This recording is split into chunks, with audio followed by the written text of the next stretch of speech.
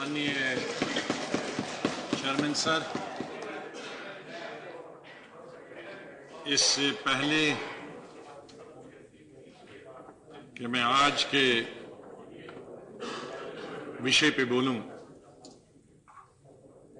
Commitment to the constitution और जो 125वीं सालगिरह जन्म सालगिरह डॉक्टर बाबा साहब अम्बेडकर की बनाई जा रही है, उसके अवसर पर मैं उन तमाम स्वतंत्र सेनानियों को 1857 से लेकर 1947 तक 1946-47 तक, जब तक भारत आजाद नहीं हुआ, जिन्होंने अपने देश के लिए कुर्बानी दी, उसमें चाहे वो लीडर्स हों, वर्कर्स हों, किसान हों, मजदूर हों, लेखक हों, अलग अलग तरह के पत्रकार हों, नौजवान हों, उनको श्रद्धांजलि अर्पित करता हूं, उनको सलाम करता हूं। यदि अगर आज हम इस सदन में लोकतंत्र की बात करते हैं, तो ये तभी संभव हो पाया जब उन्होंने बड़ी कुर्बानी इस देश के लिए दी।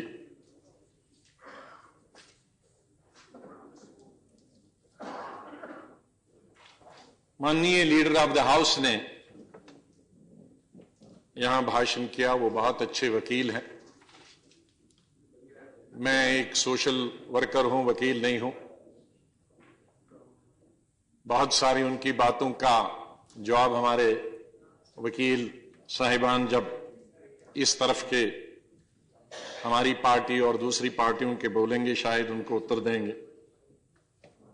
लेकिन मैं उनके इस 1 घंटे के भाषण से समझ गया कि डॉक्टर बाबा साहब अम्बेडकर की याद क्यों आ गई आज।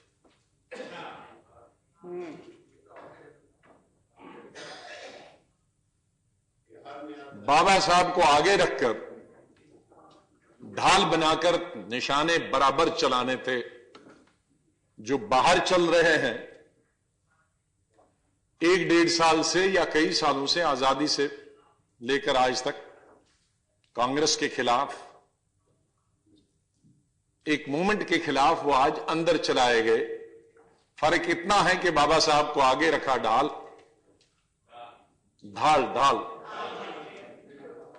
और उनके कंधे से तीर चलाने की कोशिश की। मैं सोचता था कि अचानक परिवर्तन कैसे आया, यह आज कमिटमेंट कैसे होगी। मेरे ख्याल में हमारी पार्टी और अधिकतर बहुत सारे लोग यहां जो आजादी का हिस्सा रहे, फ्रीडम स्ट्रगल का हिस्सा रहे, उनको आज कॉन्स्टिट्यूशन के प्रति कमिटमेंट लेने की दोबारा जरूरत नहीं। उनकी कमिटमेंट उसी दिन से हुई थी, भारत के संविधान के साथ, जब हमारे लीडरों ने पूरी जिंदगी जेलों में गुजारी, त्याग दिया सब कुछ।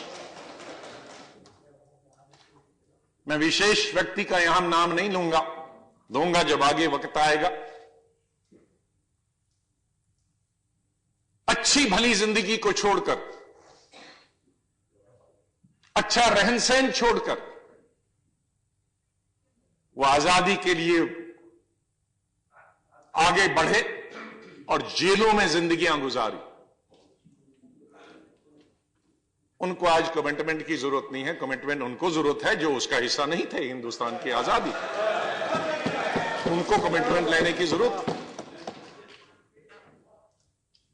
हम जो इस सदन में बैठे हैं और उस तरफ से भी हमारे साथी, हम विधानसभाओं का इलेक्शन लड़ते हैं, पार्लियामेंट का इलेक्शन लड़ते हैं, तो जब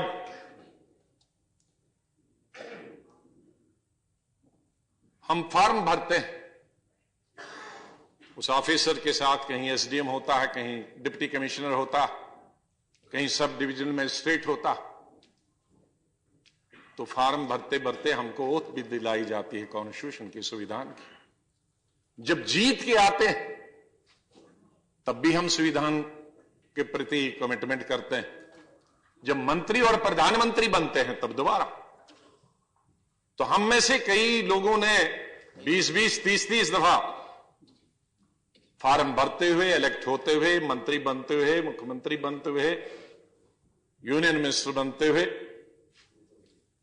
संविधान के प्रति अपनी श्रद्धा दिखाई है। लेकिन अच्छा है, कुछ लोगों की नई श्रद्धा थी,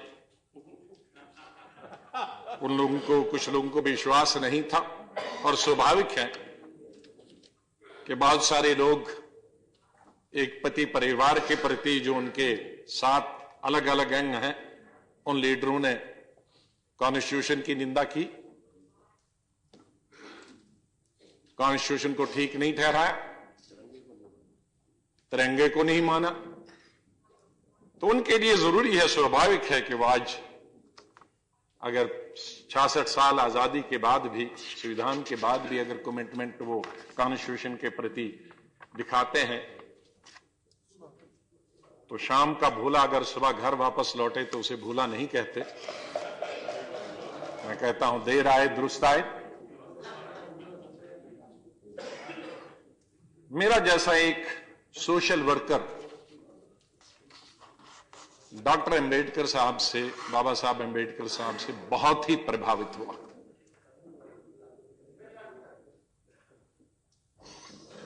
जैसे लीडर ऑफ द हाउस ने बोला कि किस तरह की उनकी बचपन की जिंदगी गुजरी,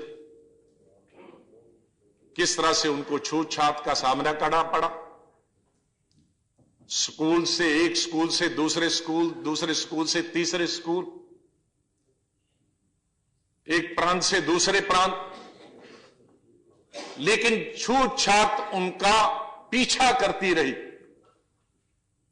किस तरह स्कूल के बच्चों से उनको अलग रखा गया, किस तरह उनको और उनके दूसरे साथियों से जो उस कम्युनिटी से संबंध रखते थे, उनको पानी जग से दिया जाता था, ऊपर से फेंका जाता था, और वो भी चपरासी देता था। और जिस दिन चपरासी एब्सेंट था उस दिन उनको प्यासा रहना पड़ा, क्योंकि दूसरा कोई अपर कास्ट का जग से भी पानी देने के लिए, ऊपर से फेंकने के लिए भी तैयार नहीं था। तो इस स्थिति में, इस वातावरण में बाबा साहब अंबेडकर पले बड़े, शिक्षा प्राप्त की, और मैं ये कह सकता हूं कि शायद विदेश में जितने भी हमारे लीडर्स पढ़े हैं, शायद वो सभी लीडर्स, चाहे वो किसी पॉलिटिकल पार्टी के हों, सबसे ज्यादा पढ़े लिखे आदमी।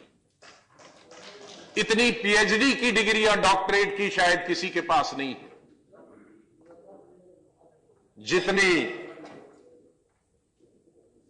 पीएचडी की डिग्रियां उन्होंने हासिल की हैं, चाहे वो लंदन स्कूल ऑफ इकोनॉमिक्स हो या कोलंबिया यूनिवर्सिटी हो, चाहे वकालत। तो मैं उनकी हिम्मत को, उनकी बहादुरी को, उसके जज्बे को की दाद देता हूं कि जो एक अच्छे वकील ही नहीं थे, अच्छे टीचर भी थे, प्रोफेसर थे, इकोनॉमिस्ट थे, और सबसे बड़े शायद महात्मा गांधी के बाद अगर मैं कहूंगा कि सोशल रिफॉर्मर थे। बहुत सोशल रिफॉर्म्स उन्होंने की है। उस वक्त जिस तरह का आंदोलन उन्होंने पब्लिक में जाके किया,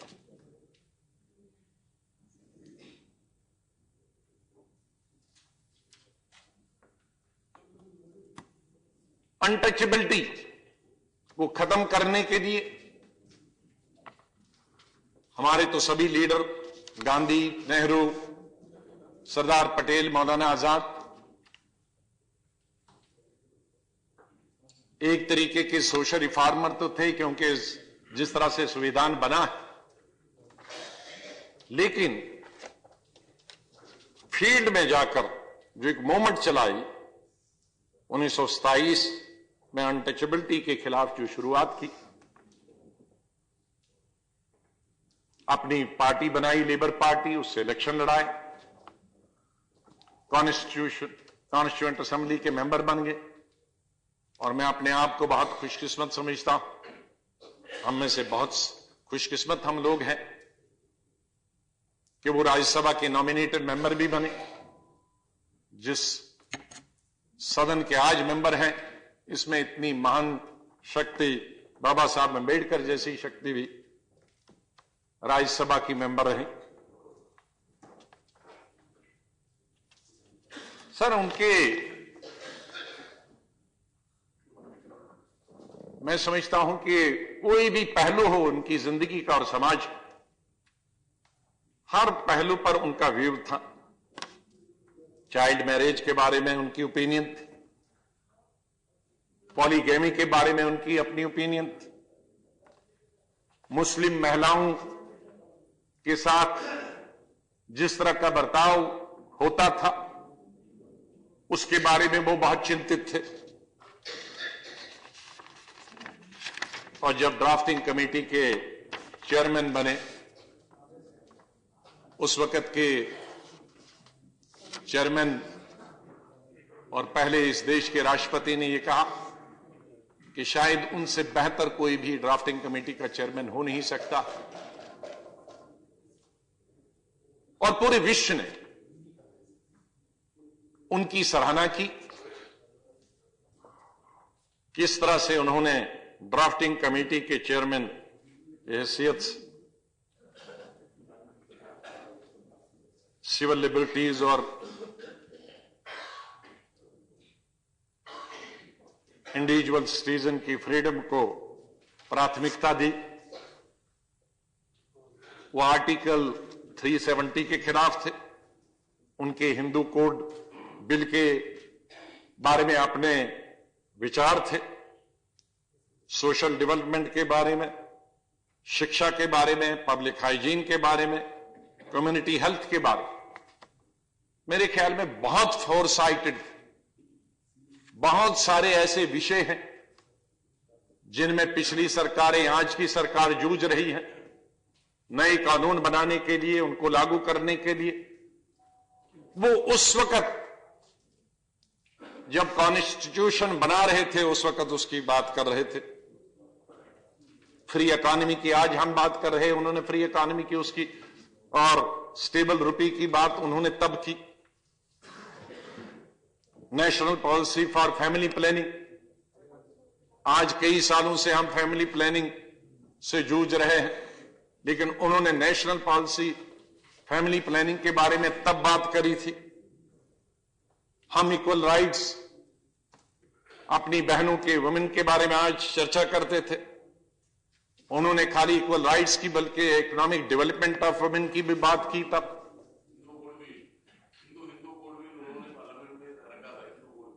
वो देश के बल्कि विश्व के, मैं ये कहूंगा कि एक बहुत बड़े इकोनॉमिस्ट थे, और उन्होंने बहुत सारी किताबें, बुक्स इकोनॉमी को लेकर ली। ये देश बहुत बड़ा सौभाग्य देश है कि इस देश ने बाबा साहब अम्बेडकर जैसा लीडर पैदा किया, और जो हमारे कॉन्स्टिट्यूशन की ड्राफ्टिंग कमेटी के चेयरमैन में बने और भारत के पहले कानून मंत्री बने,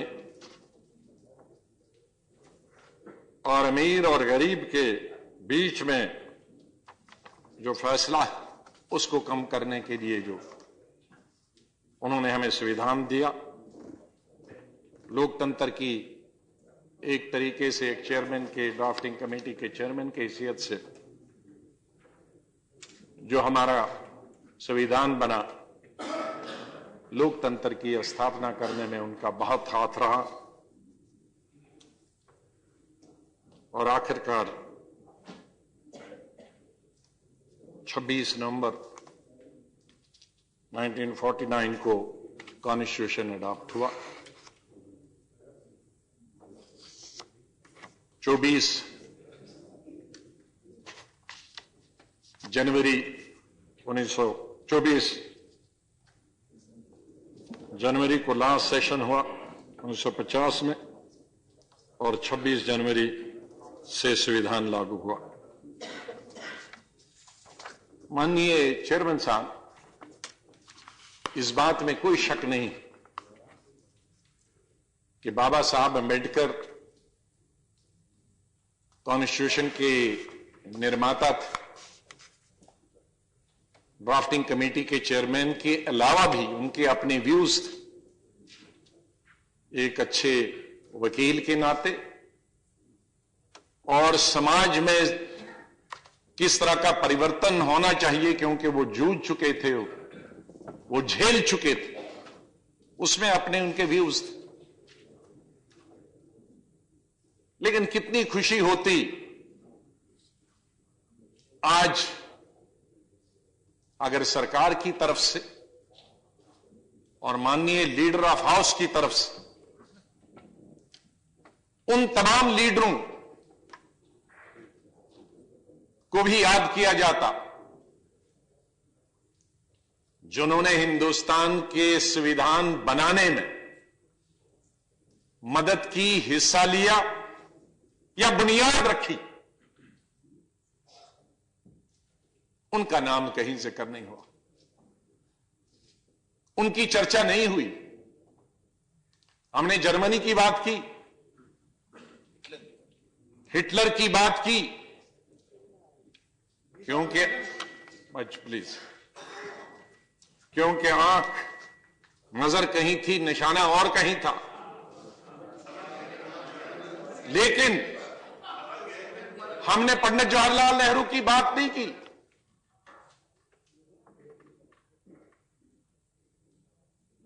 क्योंकि पिछले 60 साल से कोशिश की जा रही है और 1.5 साल से विशेष तौर पे कोशिश की जा रही है, निरंतर कोशिश की जा रही है। आज तक सदन से बाहर हो रही थी, आज सदन के अंदर हो रही। किस तरह से नेता सुभाष चंद्र बोस को, सरदार पटेल को, जवाहरलाल नेहरू को लड़ाया जाए। वो जिंदा नहीं, लेकिन मरने के बाद भी इनको लड़ाना चाहते हैं। किस तरह से इनके नाम पे अलग अलग राजनीति, ओनरशिप लिया जाए। अपना तो ओनरशिप लेने के लिए कोई लीडर था नहीं, इसलिए अब चोरी की ओनरशिप लेने की कोशिश की जा रही है। अपना तो कोई पैदा नहीं कर पाए, अब दूसरों से छीनने की बात की जा रही है। कैसे छीना जाए? कोई बाबा साहब अंबेडकर हो, सरदार पटेल हो, नेता सुभाष चंद्र बोस हो, पंडित जवाहरलाल नेहरू, राजेंद्र प्रसाद हो, मौलाना आजाद हो, उसको कोई उसको छीन नहीं सकता, चाहे कितना प्रयास किया जाए। वो संपत्ति जिसकी है उसी की है, वो देश की संपत्ति है, देश की संपत्ति है। और यही काश अगर ये आप कहते कि वो देश की संपत्ति है तो झगड़ा ही खत्म हो जाता। यही तो मुसीबत है, यही तो आप मुसीबत है कि आप डिवाइड एंड रूल, जो अंग्रेजों की पॉलिसी थी, उसी पर आप चल रहे हैं, या उस पॉलिसी पर चल रहे हैं। डिवाइड एंड रूल ये कैसे हो सकता है कि जब चेयरमैन बने, देखो हम बड़े चुप से सुने, क्योंकि हम पूरे चुप करके सुने। आप तीर चलाते जाए, हम सहते गए, हम तो तीर नहीं चलाते।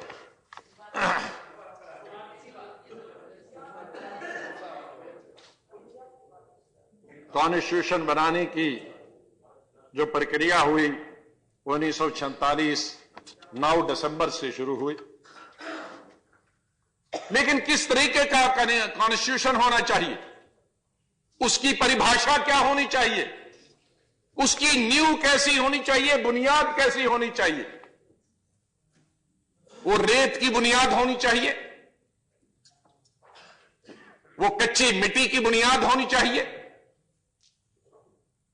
या फौलादी सीमेंट और पत्थर की बनी बुनियाद होनी चाहिए जिस पर हम कॉन्स्टिट्यूशन की बड़ी इमारत खड़ा करें, जिस पे हिंदुस्तान की और विश्व की एक डेमोक्रेसी खड़ी हो जाए। तो कॉन्स्टिट्यूशन जब बना और जिसकी बुनियाद खड़ी करने के लिए ऑब्जेक्टिव क्या होगा, मुझे अफसोस से कहना पड़ता है कि जब हम 1 घंटा माननीय लीडर ऑफ हाउस भारत के संविधान की बात करते हैं, लेकिन उस रेजोल्यूशन की बात नहीं करते जो 13 दिसंबर 1946 को पंडित जवाहरलाल नेहरू ने ऑब्जेक्टिव का रेजोल्यूशन रखा कि इमारत कैसी होनी चाहिए, कॉन्स्टिट्यूशन कैसा होना चाहिए। आप ड्राफ्ट तो करोगे, लेकिन उसमें क्या होना चाहिए, बुनियाद क्या होनी चाहिए। And I would like mister chairman to read the resolution of 13 December 1946 moved by no less than Pandit Jawaharlal Nehru. Number 1, the objective of the Indian Constitution should be to propagate the ideals and the values of the Indian Constitution. Number 2, to facilitate the practice of the ideals and the values of the Indian Constitution in all spheres of life, both public and private, including that of individuals. Number 3, to further the objectives and goals of the constitutionalism, unity in diversity, social justice, and substantive equality. Number 4, to introduce and implement constitutional governance according to the ideals and principles of the Indian Constitution, both in public and private sector, including all realm of personal, social, economic, and public life. Number 5, to uphold and live by the values of secularism. I repeat, to uphold and live by the values of secularism, democracy, socialism, republicanism, and responsible independence by which people would secure to themselves and others justice, social, economic, and political, liberty of thought, expression, belief, faith, and worship, equality of status and opportunity, and would promote among all fraternity, assuring the dignity of the individual and unity and integrity of the nations, groups, and societies, to endure that the human rights declared by the Indian Constitution as fundamental rights shall be respected and enforced even in the non-governmental and non-state institutions and spheres, including individual, families, groups, and corporate bodies. माननीय, ये था पंडित जवाहरलाल नेहरू का जो उन्होंने objectives move किए कि किस तरह का संविधान होना चाहिए।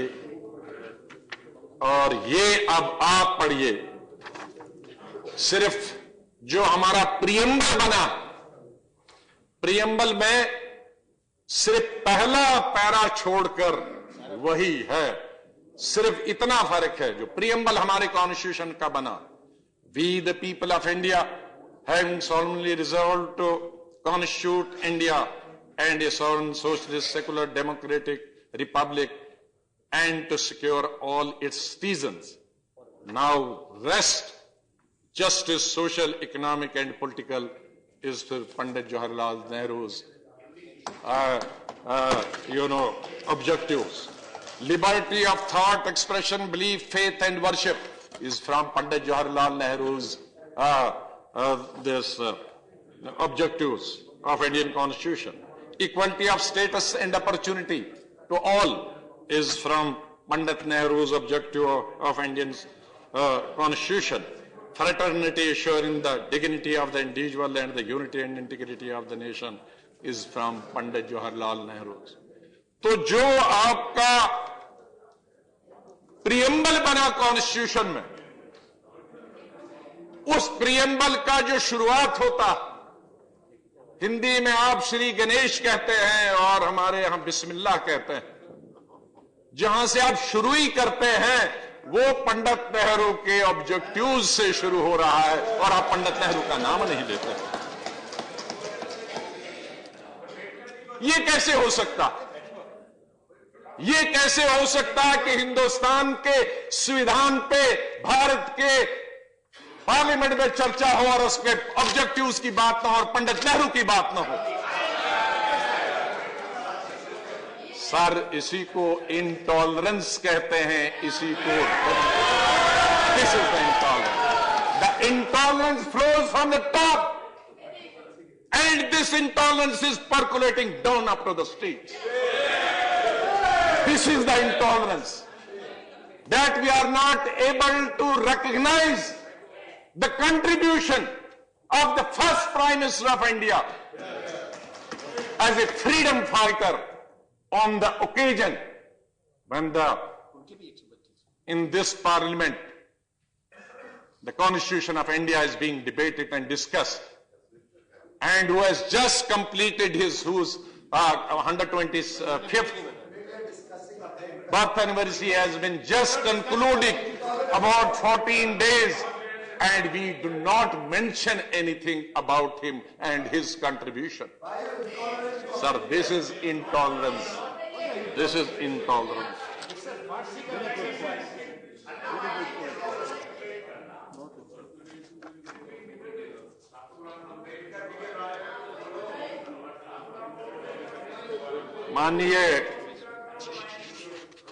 माननीय प्रधानमंत्री जी, माननीय चेयरमैन साहब, back to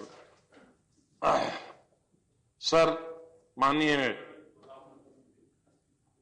leader of house ने बताया कि जब आखिरी स्पीच हो रही थी चेयरमैन ड्राफ्टिंग कमेटी के, तो उन्होंने बता दिया था कि 26 जनवरी 1950 India will be an independent country, and 26 January 50 India would be a democratic country in the sense that India from that day would have a government of the people, by the people and for the people.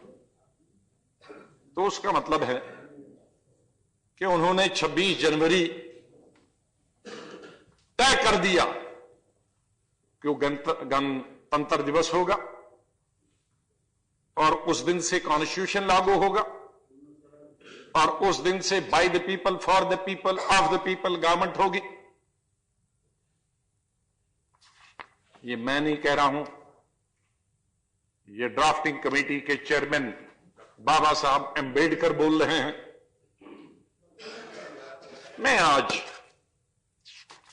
एक सवाल माननीय प्रधानमंत्री जी यहां बैठे हैं पूछना चाहता हूं। ये 26 नवंबर की जो नई डेट आई है, ये कहां से आ गई? 26 नवंबर को हम आने वाले वक्त में छुट्टी होगी और इसको हर साल छुट्टी होगी और मनाया जाएगा। न तो ये इंडिपेंडेंस डे है और न ही ये रिपब्लिक डे है। 15 अगस्त 1947 ये भी तय हुआ है और ड्राफ्टिंग कमेटी के चेयरमैन जिसके आज हम आज का कॉन्स्टिट्यूशन की नजर कर रहे हैं, उन्होंने अपनी स्पीच में कहा है कि 26 जनवरी से गणतंत्र दिवस होगा, उन्होंने तो इंडिपेंडेंस डे कहा, गणतंत्र दिवस होगा, उस दिन से कॉन्स्टिट्यूशन लागू होगा। ये नहीं, वो अपने जवाब में प्रधानमंत्री। Alright, 1 minute, please, 1 minute. No, please sit down. Yes, go ahead. एक बात कहनी है, Sit down, please. माननीय लीडर ऑफ अपोजिशन ने कहा कि 26 नवंबर को छुट्टी होगी। ये सरकार ने कहा फैसला किया, Right. ऐसी कोई बात नहीं है। Okay. आपने ऐसा क्यों कह दिया? ठीक है। मैं नहीं जाता हूं, बाबा साहब के जन्मदिन पर छुट्टी होती है, Silence, वो please. नहीं जाता। Order. Please मैं उसमें continue. नहीं जाना चाहता हूं। बाबा साहब अंबेडकर ने कहा कि गणतंत्र दिवस 26 जनवरी को होगा। यह है कि नहीं? ये उनकी स्पीच में है कि नहीं? हम 66 साल से मना रहे हैं कि नहीं? आज ये जो बताया है कॉन्स्टिट्यूशन डे होगा, संविधान दिवस होगा, मैं ये पूछता हूं ये कहां से आया? नंबर वन, ये कहां से संविधान दिवस का क्या मतलब? अभी नहीं, जब जवाब आएगा ये कहां फिट आप करेंगे? और बाबा साहब अंबेडकर जी ने बताया है कि 26 जनवरी हमारा गणतंत्र दिवस होगा, वो कहां चला गया? एक मैं समझता हूं कि ये सरकार हिस्ट्री को रीराइट करना चाहती है, ये हमें मालूम है, ये कोई नई बात नहीं। 26 नवंबर 1949 को जब कॉन्स्टिट्यूशन पारित हुआ, आर्टिकल 5, 6, 7, 8, 9, 60, 324, 366, 3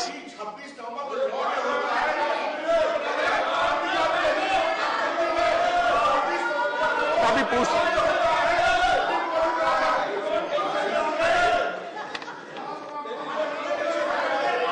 और आर्टिकल 379 ये उसी दिन से लागू हुए, 26 नवंबर 49 से। और जो रिमेनिंग 395 आर्टिकल से ये 10-11 निकालिए, बाकी 383-84 आर्टिकल्स हैं, ये उस दिन अनाउंस किया गया कि ये 26 जनवरी 1950 से लागू होंगे। तो आपका 98% कॉन्स्टिट्यूशन तो 26 जनवरी 1995 से लागू हो गया, सॉरी 1950 से लागू हो गया, 1950 से लागू हो गया। तो ये मैं पूछना चाहता हूं, मुमकिन है क्या गणतंत्र दिवस, ये मेरी क्वारी है, गणतंत्र दिवस 26 जनवरी से हटाकर 26 नवंबर लाने की कोई ऐसी बात है? मैं पूछना। और क्या होगा इसका स्टेटस क्या होगा? ये मेरा पहला क्वेश्चन है। और दूसरा इसका क्वेश्चन इससे बड़ा जुड़ा हुआ, माननीय प्रधानमंत्री जी, क्योंकि मुझे लगता है कि आपके कहीं भाषण से, बंबई के भाषण से इसकी शुरुआत हुई, जहां तक, और लीडर ऑफ द हाउस एक वकील के नाते भी और लीडर ऑफ हाउस के नाते भी अच्छी यात्रा जानते हैं, that allocation of business rules, national festivals या कॉन्स्टिट्यूशन के संबंध में लॉ मिनिस्ट्री, होम मिनिस्ट्री कोई बात करती है, ये मिनिस्ट्री ऑफ सोशल जस्टिस कहां से निकली? नोटिफिकेशन, ये मेरे पास नोटिफिकेशन है,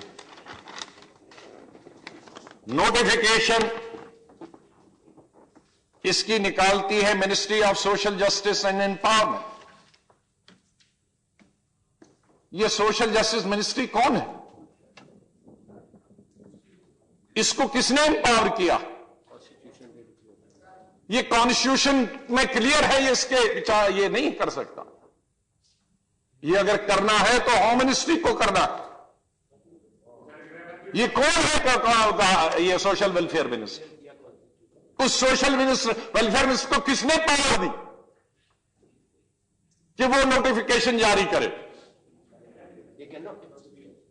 सो this is a null and void. Social welfare minister has no powers whatsoever in the constitution under the allocation of rules of business. He is nobody. Who or she? And देखिए notification माननीय प्रधानमंत्री जी 19 नवंबर 2015 को issue होती है। देखिए दूसरी विलंबना, central board of secretary education, education मंत्रालय, वो 10 नवंबर को 9 दिन पहले ही नोटिफिकेशंस, दूसरा मंत्रालय नोटिफिकेशन निकालता है, नोटिफिकेशन नहीं निकालता, ऑर्डर निकालता है from central board of secondary education to तमाम सेंट्रल इंस्टीट्यूशन को celebration of the constitution day 26 November 2015। माननीय प्रधानमंत्री जी क्या हो रहा? फैसला हुआ था ये एजुकेशन मिनिस्ट्री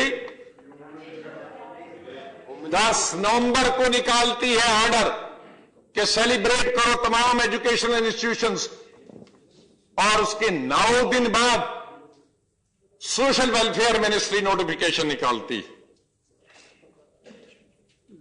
तो ये नया कॉन्स्टिट्यूशन कब से बना, जरा इसके बारे में भी हमको चर्चा की जाए, या इस तरह का अगर कोई अमेंडमेंट आज लाया जा रहा है तो ये भी हमें बताया जाए कि नोटिफिकेशन जिस मिनिस्ट्री को निकालना चाहे वो नहीं निकालती है, दूसरी मिनिस्ट्री निकालती है। नोटिफिकेशन से पहले तीसरी मिनिस्ट्री ऑर्डर निकालती है सेलिब्रेशन करने की, गवर्नमेंट हॉलीडेज। ये हमें समझने की जरूरत है माननीय प्रधानमंत्री जी। अगर आपके पास नहीं है, मैं नोटिफिकेशन की कॉपी दे दूं। बैठ जाइए प्लीज कंटिन्यू। ये बैठ जाइए। ये एक कानूनी व्यवस्था है, प्लीज कंटिन्यू। ये कानूनी व्यवस्था है, ये क्या कर रहे हैं? ये तो गैर कानूनी चीजें हो रही हैं, ये गैर कानूनी नहीं है। अरे ये बिजनेस एलोकेशन ऑफ बिजनेस में ये उनका काम नहीं है। अरे सोशल वेलफेयर मिनिस्टर कल ऑर्डर दे होम मिनिस्ट्री के ऑर्डर करेगा तो आप उसको गैर कानूनी मानेंगे कि नहीं? हद हो गई।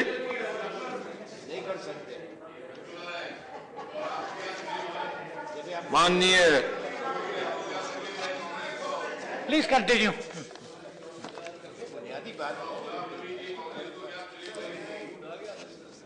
माननीय 1 मिनट गुलाम नबी साहब। Sir, the honourable leader of the opposition सबको जिसको क्रेडिट देना चाहते हैं संविधान का दें, लेकिन आज 125वीं एनिवर्सरी हम मना रहे हैं। Why is this ग्रजिंग feeling about doctor Ambedkar? संविधान के उनकी चर्चा नेहरू जी का जिक्र करो, क्यों मना रहे हो? आपका नोटिफिकेशन मनाने का गलत है। Why is this ग्रजिंग feeling? Alright, continue please continue. बैठ जाइए आप लोग प्लीज। मैंने शुरू में ही कहा था चोर चोरी से जाए, हेरा फेरी से न जाए। तो उसको ये कहते हैं जिंदा तो थे तब उनको लड़ाने की कोशिश करते थे, अब वो जिंदा नहीं है, अब भी उनको लड़ाने की कोशिश करते हैं। वो हमारी संपत्ति है, आपकी संपत्ति नहीं बन सकती है, देश की संपत्ति है। हमने आप तो कॉन्स्टिट्यूशन पर बात करें और आप नाजी की जर्मनी की बात करें और हम अपने प्रधानमंत्री की भी बात नहीं कर पा रहे। वाह, यही इंटॉलरेंस है सर कि आप जर्मन के डिक्टेटर की बात कर सकते हैं वहां के कॉन्स्टिट्यूशन की बात कर सकते हैं, और हम हिंदुस्तान के फ्रीडम फाइटर प्राइम मिनिस्टर की चर्चा नहीं कर सकते हैं। यही विचार है, यही विचार है, यही विचार है। क्या आप उसका अंबेडकर जी पर चर्चा करने के लिए दुनिया के डिक्टेटरों की चर्चा करेंगे, और आप अपने देश के प्रधानमंत्री का नाम लेने में शर्म महसूस करते हैं? ये शर्म की बात है हमारे लिए। माननीय आखिर में माननीय चेयरमैन साहब, मैं 2 मिनट और लूंगा। जी प्लीज। जिस तरह से बाबा साहब अंबेडकर जी ने कहा था कि ठीक है, कॉन्स्टिट्यूशन तो बन गया, पॉलिटिकल डेमोक्रेसी तो हो गई, लेकिन क्या सोशल डेमोक्रेसी कब लागू होगी, कैसे होगी? सोशल डेमोक्रेसी की तरफ ध्यान देना होगा।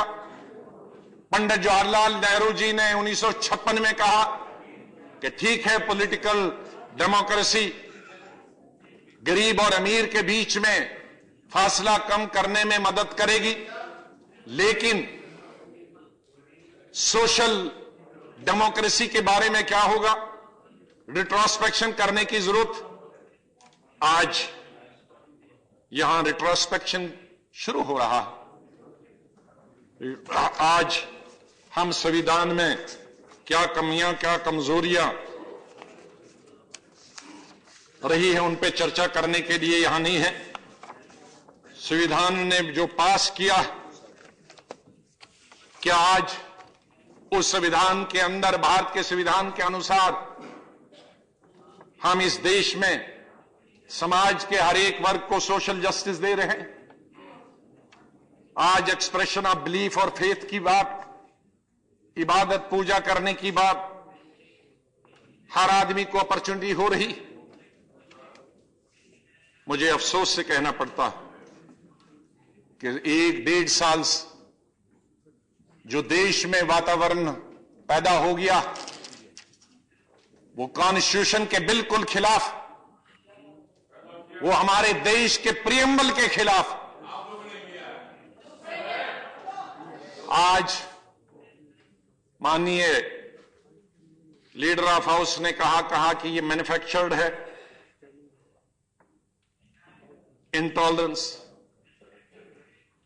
इंटॉलरेंस मैन्युफैक्चर्ड जनता की तरफ से नहीं है, इंटॉलरेंस मैन्युफैक्चर की जा रही है फ्रॉम द रूलिंग पार्टी।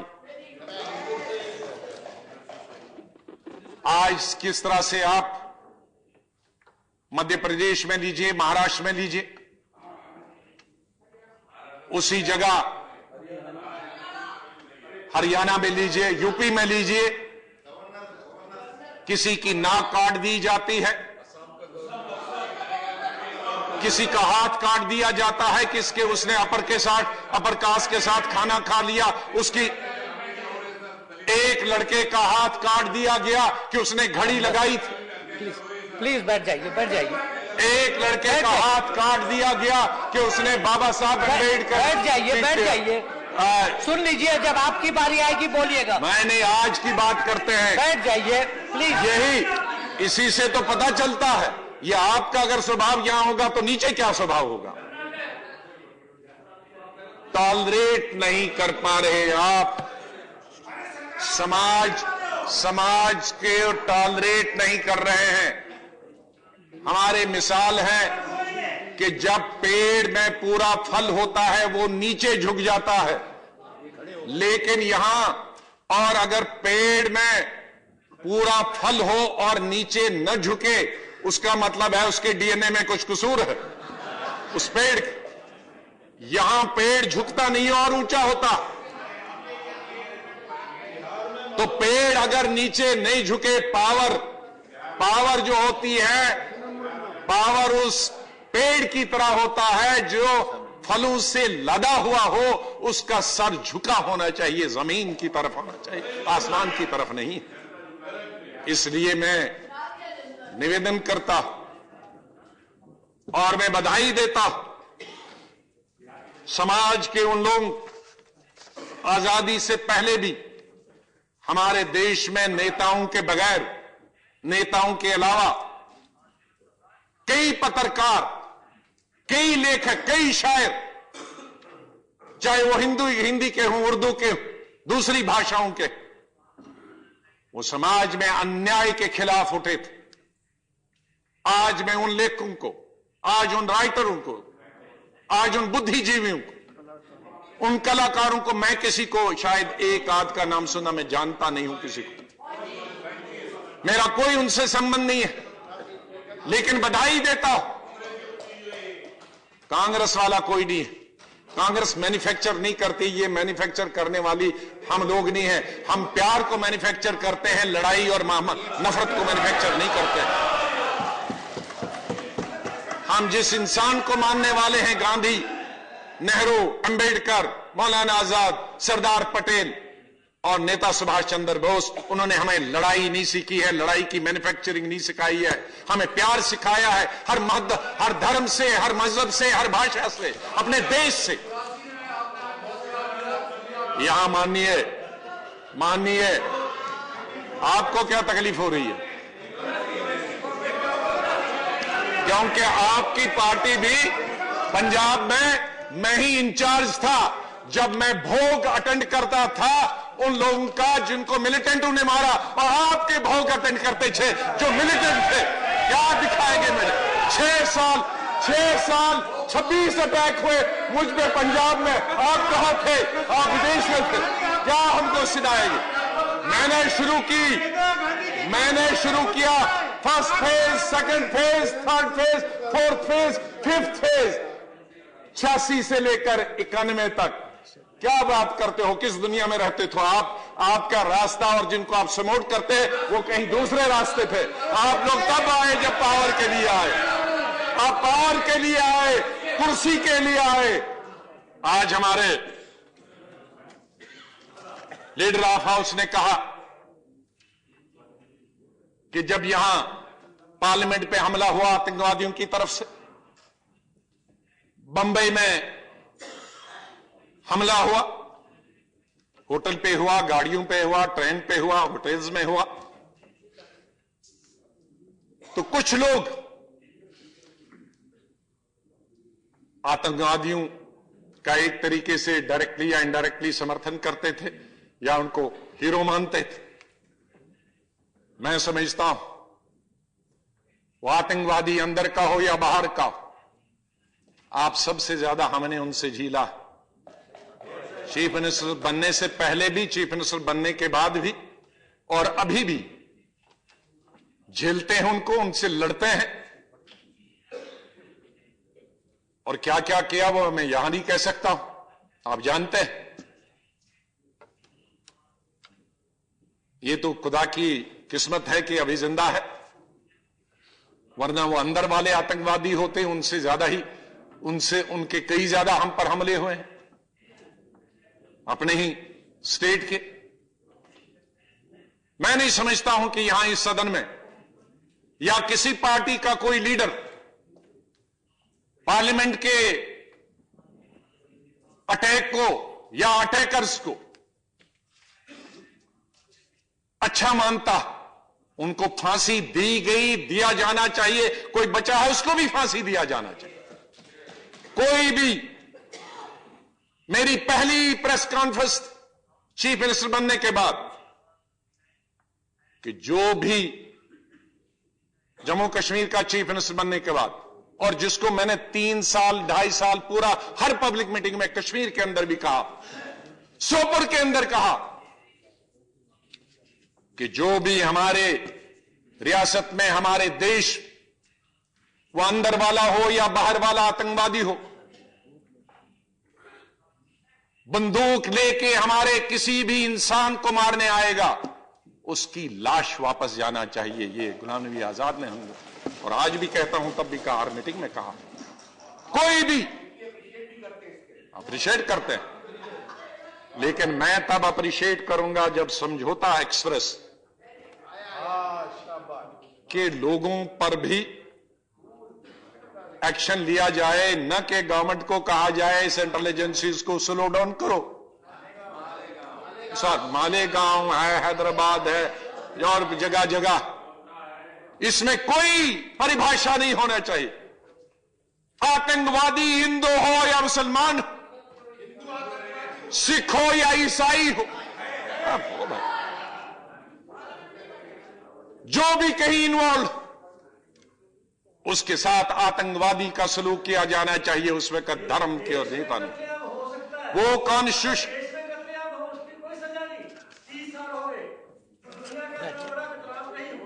बैठ जाइए please. On your turn please, on your turn please. देखो,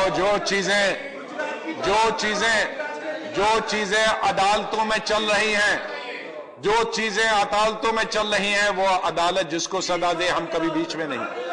अदालतों में जो भी निर्णय हो रहे हैं, कोई आदमी हो, अदालतें इसीलिए इस देश की बनी है। मैं खाली इनकी, अगर किसी भी व्यक्ति की हमारी पार्टी ने सहायता की हो, मदद की हो, अदालतें अपना फैसला करी हैं, उसको अदालतों को रोका नहीं कभी, और अदालतों ने फैसले सुनाए धर्म और जाति से ऊपर उठकर। मैं सिर्फ यही कहना चाहता हूं कि माननीय लीडर ऑफ द हाउस से मैं गुजारिश करना चाहता हूं कि फांसी दीजिए। बंबई में अटैक करता है, कहीं भी अटैक करता है, लेकिन ये चुन के मत करिए, कहीं स्लो कहो, कहीं जल्दी जाओ। ये उससे देश में बड़ी निराशा पैदा होती है। और आखिर के एक प्यार और मोहब्बत की बात करें, मैं ये कहूंगा, हिंदुस्तान में खैर से उनकी कमी नहीं, हिंदुस्तान में खैर से उनकी कमी नहीं, लब पर हैं जो खुलूस का दफ्तर लिए हुए, लब होता है होंठ, हिंदुस्तान में खैर से उनकी कमी नहीं, लब पर हैं जो खुलूस का दफ्तर लिए हुए, कहते हैं भाई भाई अहले वतन तमाम, फिरे हैं आस्तीनों में खंजर लिए हुए। तो इसलिए आस्तीनों में हम खंजर न ले लें, हम जबान में भी और पीछे भी और आगे भी एक ही भाषा रखें और देश के साथ चलें। और इस देश में जो वातावरण है, आपने ठीक कहा है कि आज कमिटमेंट का दिन है, चाहे शायद जिन लोगों ने, जैसे मैंने कहा, कमिटमेंट नहीं थी, आज के बाद हम कॉन्स्टिट्यूशन पे जिन लोगों की कमिटमेंट नहीं थी, वो कमिटमेंट करें। और आने वाले वक्त में जो बाबा साहब अम्बेडकर ने हमको कॉन्स्टिट्यूशन दिखाया है, जो रास्ता दिखाया है सरकार चलाने का और सरकारें चलाने का, और चाहे वो नेशनल सरकार हो, वो हम संविधान के अंदर चलेंगे, तो मेरे ख्याल में ये सबसे बड़ी श्रद्धांजलि बाबा साहब अम्बेडकर को होगी कि हम इस देश से ये नफरत खत्म कर दें जो हमको आपस में बांटती है। बहुत बहुत धन्यवाद। जय। Thank you very much. The House is adjourned till 2:30 p.m.